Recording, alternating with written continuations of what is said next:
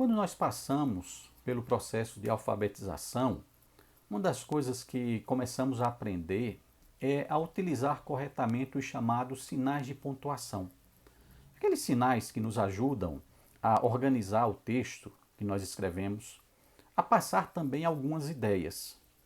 Sinais como, por exemplo, ponto e vírgula, como a interrogação, como ponto de exclamação, dois pontos, reticências e por aí vai. Lembro-me que nas aulas da saudosa professora Fátima, a professora com quem iniciei, né, a minha vida escolar, ela tinha uma atividade que costumeiramente fazia, que era do ditado. Ela ia lendo um determinado texto e nós deveríamos ir escrevendo, reproduzindo aquilo que ela falava. E para nos ajudar a utilizar corretamente os sinais, especialmente o ponto ou ponto final, ela, no decorrer da sua leitura, ia dizendo, falava uma frase e dizia ponto, segmento. Nós sabíamos que deveríamos continuar na mesma linha, continuar escrevendo na mesma linha.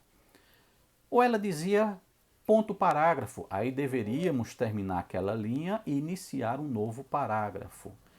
E para sinalizar que tudo estava acabando, ela dizia ponto final. Sabíamos que o texto então havia chegado ao seu fim. O curioso é que esses sinais nós também podemos utilizar na nossa vida, especialmente na nossa vida com Deus. Há momentos em que a nossa vida parece ser uma grande exclamação, em que estamos surpresos, admirados com o que está acontecendo. Em outros momentos, a nossa vida parece ser um ponto de interrogação, quando nós temos apenas perguntas a serem feitas, nos faltam as respostas. Mas o curioso também é que para Deus não há ponto final. Deus desconhece o que seja ponto final. Para Deus, o que vai acontecer é sempre uma renovação, é um reinício. Para exemplificarmos isso, podemos tomar como exemplo um momento na vida do profeta Elias, narrado no primeiro livro de Reis, no capítulo 19, quando Elias, depois de ter passado por aquela experiência do desafio com os profetas de Baal, quando ele fez fogo descer do céu e consumir a oferta que estava sobre o altar, ele recebe uma mensagem da rainha Jezabel, porque ele havia matado todos aqueles profetas de Baal que serviam a rainha Jezabel. Ele recebe uma notícia que na verdade era uma ameaça de morte. Jezabel estava prometendo que iria matá-lo, da mesma forma como ele matou os profetas da rainha. Então, Elias começa a passar por um período de profunda tristeza, de desânimo, que pelas características nós poderíamos assemelhar a um momento em que ele estava depressivo e, pelo que nos diz o texto, a partir do verso 4 do capítulo 19, o texto narra o seguinte: ele mesmo, Elias, se foi ao deserto o caminho de um dia e veio e se assentou debaixo de um zimbro e pediu para si a morte e disse: basta, toma agora, ó Senhor, a minha vida ou a minha alma, pois não sou melhor do que meus pais. Deitou-se e dormiu debaixo do zimbro. Eis que um anjo tocou e lhe disse: levanta-te e come. Olhou ele e viu, junto à cabeceira, um pão cozido sobre pedras em brasa e uma botija de água. Comeu, bebeu e tornou a dormir. Voltou segunda vez o anjo do Senhor, tocou e lhe disse: levanta-te e come, porque o caminho te será sobremodo longo. Levantou-se, pois, comeu e bebeu, e com a força daquela comida caminhou 40 dias e 40 noites até Horebe, o monte de Deus. Um pouco mais adiante, a partir do verso 15, disse-lhe o Senhor: vai, volta ao teu caminho para o deserto de Damasco, e em chegando lá, unge Azael, rei sobre a Síria, a Jeú, filho de Ninsi, ungirás rei sobre Israel, e também Eliseu, filho de Safate, de Abel Meolá, ungirás profeta em teu lugar. Quem escapar à espada de Azael, Jeú matará. Quem escapar à espada de Jeú, Eliseu matará. Também conservei em Israel 7.000, todos os joelhos que não se dobraram a Baal e toda boca que o não beijou. O que nós encontramos aqui é Elias no seu momento de ponto final. O próprio Elias é quem pede a Deus que ponha um ponto final em sua vida. Porque a sua tristeza, a sua decepção, o medo das ameaças da rainha Jezabel, o sentimento de estar sozinho lutando pela causa do Senhor, fizeram com que ele entrasse nesse estado de profundo desânimo.